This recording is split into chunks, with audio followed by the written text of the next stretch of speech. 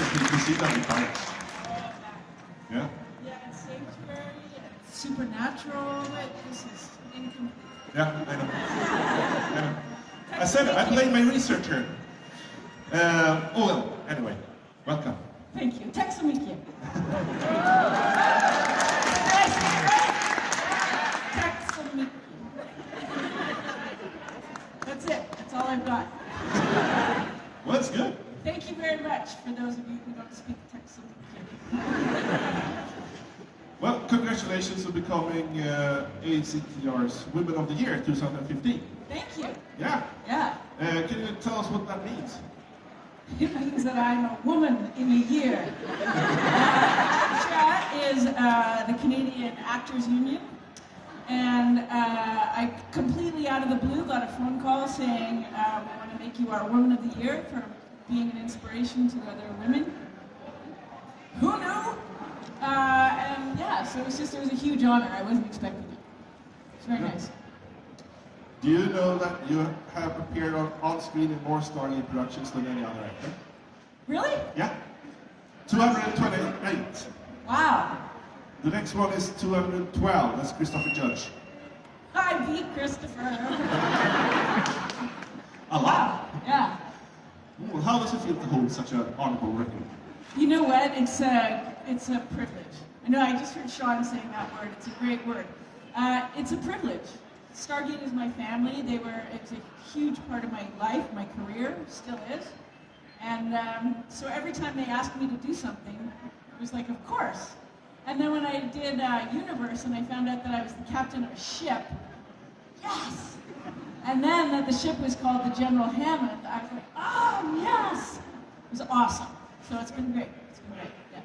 On Sanctuary, Sci-Fi channel it's runs on? Yeah. Yeah, you're a lead actor and executive producer. That is correct. What made you leave such a successful series as Stargate for Sanctuary? Well, it was interesting because I was, Sanctuary was Damien Kindler, who wrote for Stargate, and Martin Wood, who directed a lot of Stargate, and myself decided to try to get this as a web series. So we thought it would be cool to go out on the web, multi-platform, do gaming and merchandising in the show. And we ended up getting the interest from a lot of television stations, and so we thought, this could be a series. So when I was offered the 5th season of Atlantis, it was at the same time that Sanctuary was giving offers to become a series. And so I took what my character on Sanctuary would describe as a massive leap of faith.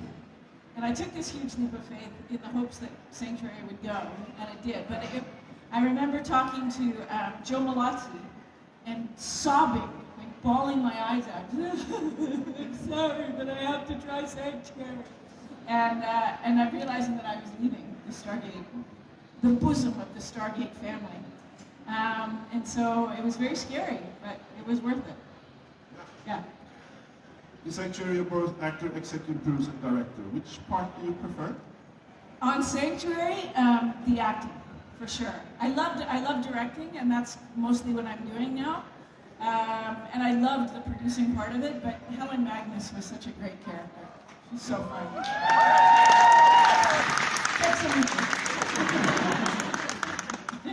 You won a whole bunch of awards. Leo Awards, for Better Actress, nominated Gemini Award, and Saturn Award, and a lot.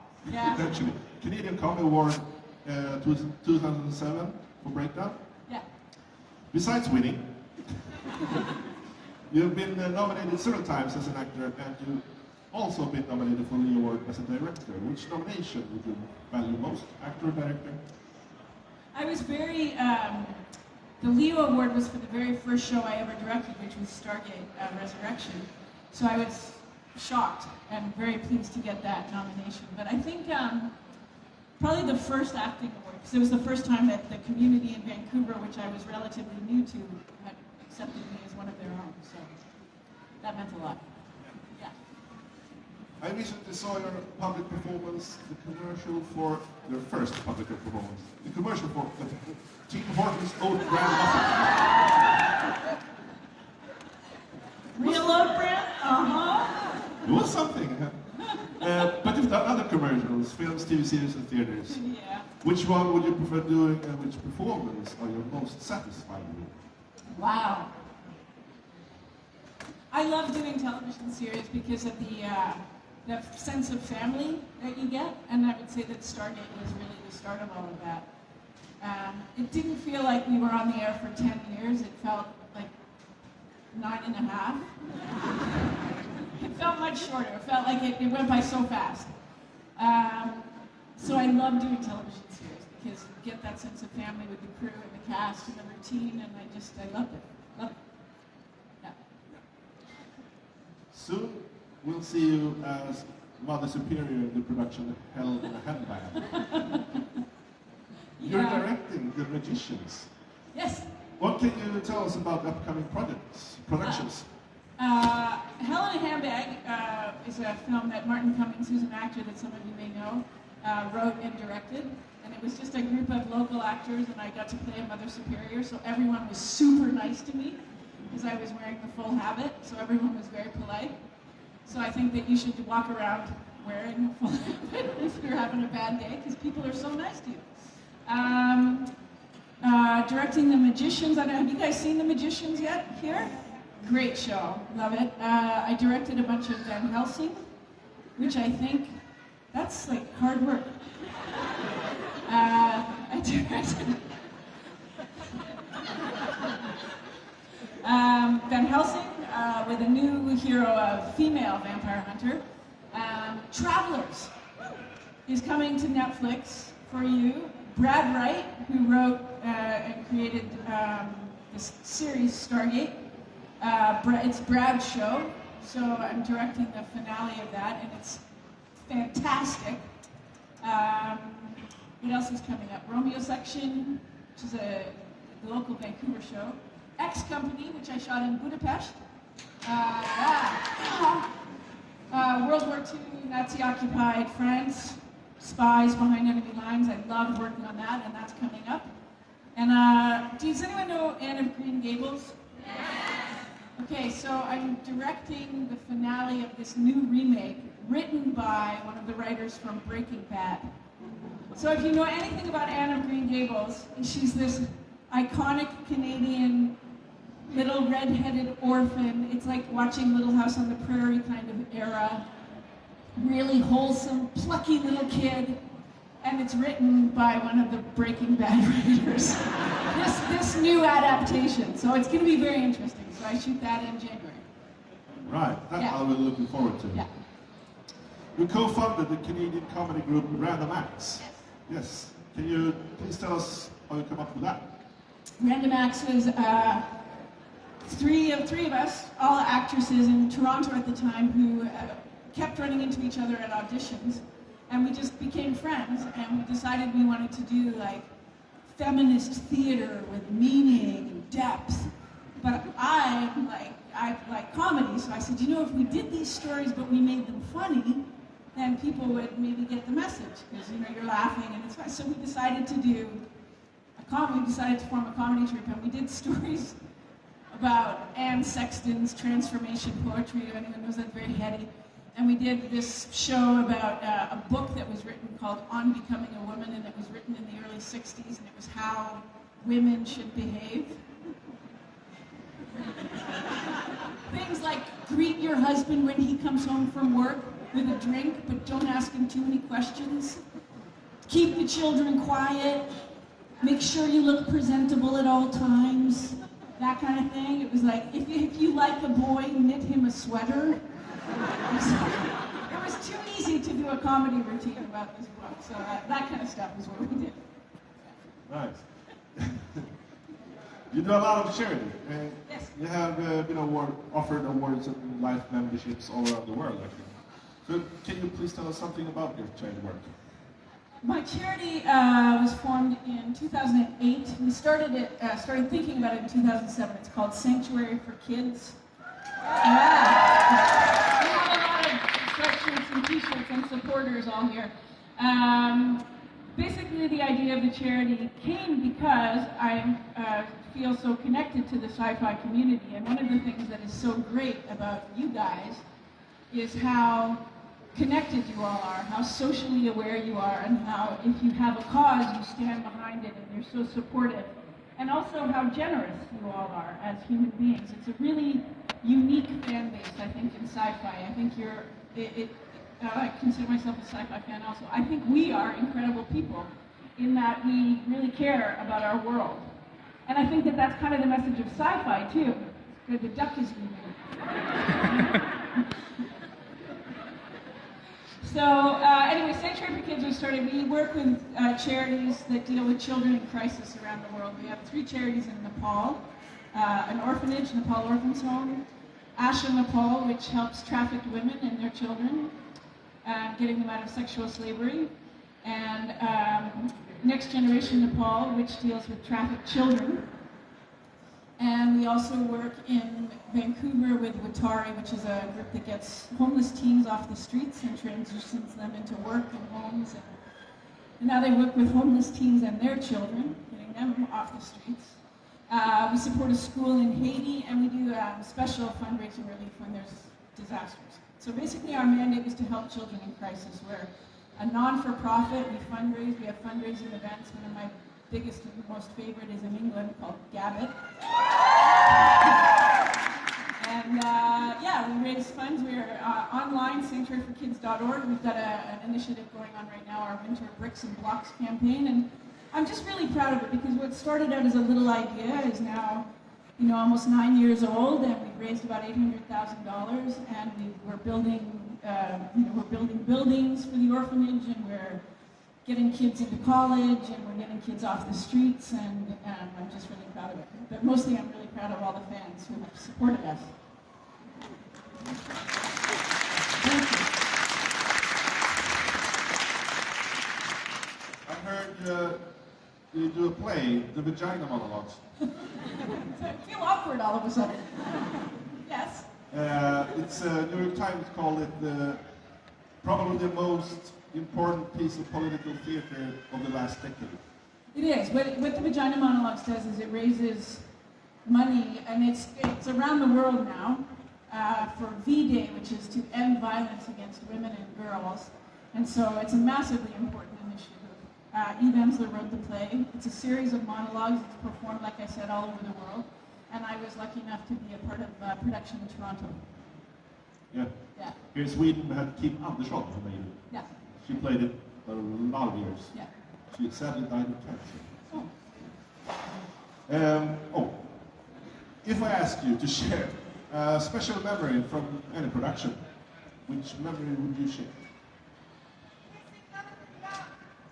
Kissing Jonathan Young. That was pretty special. I would say sort of iconic moments, like, and you probably heard the story, but the first time that Michael Shanks and Chris Judge and I saw the Stargate, when we were walking around the sets in Burnaby at the studio, we'd just gotten the show. I think we'd done the read-through and maybe our first costume fittings, and we were allowed to wander around the sets, and we were like, wow, this is really cool. And we went up the set of the round circular staircase in the, up to the briefing room.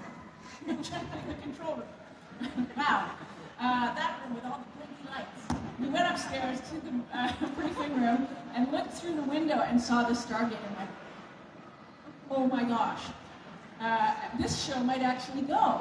Like, they've spent a lot of money on this thing. And then they showed us how it moved and it turned on a computer, like so that all the symbols lined up. And anyway, the first time the three of us stood there and saw the Stargate and were like really in awe. And then 10 years later, we shot the very last scene. Rob Cooper was directing, and the very last shot of the series, SG-1, he planned it, so it was all of us going through the gate for the last time. It was very emotional. We were bawling. The crew, people who hadn't even worked on the show in years, came that night. It was about 2 in the morning, and there was hundreds of crew members who had worked on the show throughout the years there. And we shot the scene. We're all crying and hugging and trying to get through the gate without crying, which is impossible. So they ended up doing it on our backs. And anyway, afterwards, everyone's hugging, and Michael, Chris, and I just kind of found each other and we all sort of snuck off and we went up those stairs and we stood in the briefing room and looked at the window at the gate, tears streaming down our faces, and we put our arms around each other and went, well, that happened.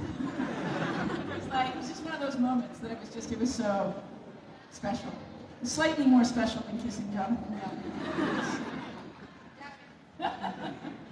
Do you have any good pranks that happened during the film? Oh my God, there's tons of them. And a lot of you have heard them before, but yeah, like Chris Judge was the big prankster on Stargate.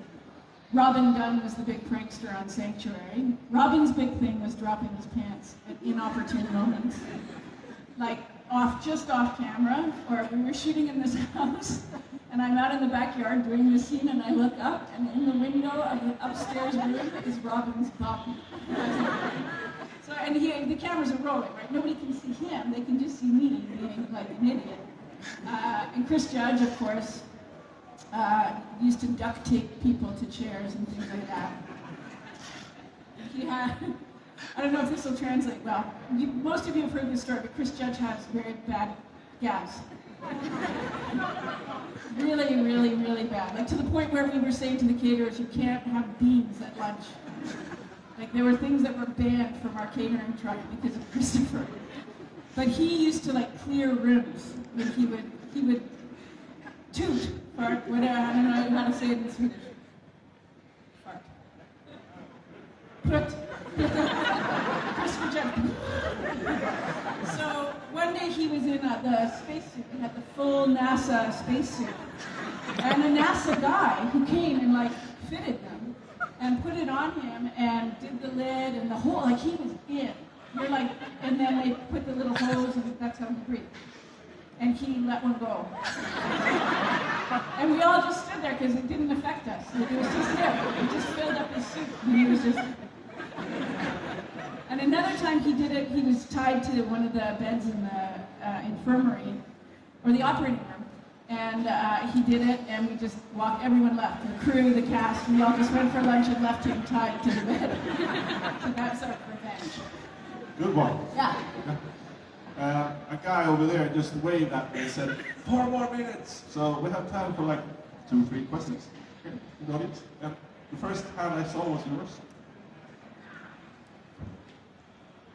Hi, I want to ask you about accents because you've done so many different accents in so many different shows, and obviously I know about your background in Roots, but there are jokes on both Sanctuary and Stargate about Canadians and about Brits, and how do you approach different accents, and how do you work your way around sounds that might not be there in our own accents? You know what was actually the hardest to get, because you'd think it would be the easiest, was learning to sound American. Because I'm very Canadian and I have Britishisms because I grew up in a house that was very British. And so it was the way that we pronounce certain words that the Americans don't. So for the first season or 2, I would get these notes, or I would have to go into the soundstage and loop. Like I would say process instead of process. And they would write it out phonetically for me. And all like notes, 2 British, 2 Canadian, 2 Canadian, 2 Canadian. All the time. That was the hardest because you think we're speaking the same language, it sounds the same-ish. No. So it took a while for me to learn how to sound American. Y'all. What episode was the most fun to shoot? Wow. 228.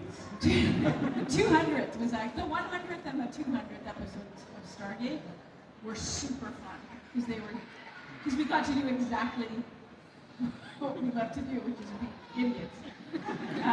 And then at the end of season 8, there's the episode where like Michael and I are kind of dorky versions of ourselves, and that was super fun. We couldn't stop laughing. The scene on the boat with the life jackets, we were like laughing our heads off. And I was pregnant with my daughter when we were shooting that, so I got to wear like looser costumes, which was really fun. But I got the giggles, like, and I couldn't stop, which is kind of what I do anyway. But I blamed the pregnancy at that time. Yeah, that was fun. Hi. Do you consider Samantha Potter to be a role model for girls? I do. The question, if you can hear it, was, do I consider Santa Carter to be a good role model for girls? Yes. And I didn't realize how important that was when I first started to play her. I mean, I knew this was a big break to get Stargate, so I was very careful about not ruffling any feathers and not, doing exactly what the producers wanted me to do, except when it came to my first costume fitting. And I thought they were going to fire me because they wanted me to wear something very different than what I ended up wearing. And I wanted to honor not only women in the military, but also this character and be just like the guys. So I wanted a regular shirt and I wanted the regular costume because that's what women in the military would wear. And so that, I was afraid they were going to fire me, and they didn't, so that was good. And then from then on, it was after sort of our very first convention in England, which was maybe during season 2 or 3, and I had all these young women coming up, and then I was getting letters from mothers and teachers and girls, and I was like, whoa. And that's when I realized not how important the character was, not only how important the character was, but how important how responsible I felt for her and how she was portrayed. Yeah. Thank you, Amanda.